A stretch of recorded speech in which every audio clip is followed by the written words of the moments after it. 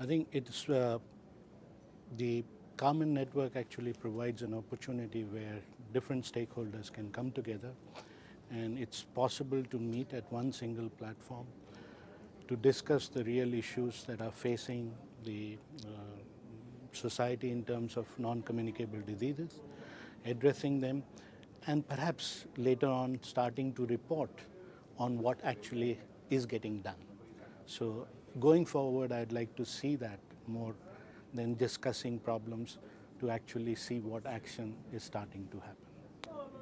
I think this network brings together people who are policymakers, who are in the government, can actually get things done, and the civil society can serve to support this network and to also be a watchdog to ensure that things are actually getting done. I think the use of information technology and communication technology offers unique opportunities, particularly for the developing world, to actually leapfrog and build systems that would go a long way in improving access to prevention and care for non-communicable diseases. I believe that this offers the opportunity of not only having electronic medical records, so there's an opportunity for doing outcomes research, there's an opportunity to ensure that supplies, logistics can be linked to the clinics.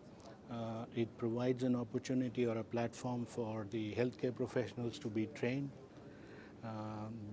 It provides an opportunity to have guidelines and other documents available which would assist the healthcare professionals. It provides the opportunity where one can follow up patients on a regular basis, and using the mobile and communication technology, actually talking to them or sending them SMSs, ensuring compliance to activities or treatments and things like that. So the opportunities are quite huge and very large. Unfortunately, it's not being done in a systematic way. And I think it's about time that we start doing that.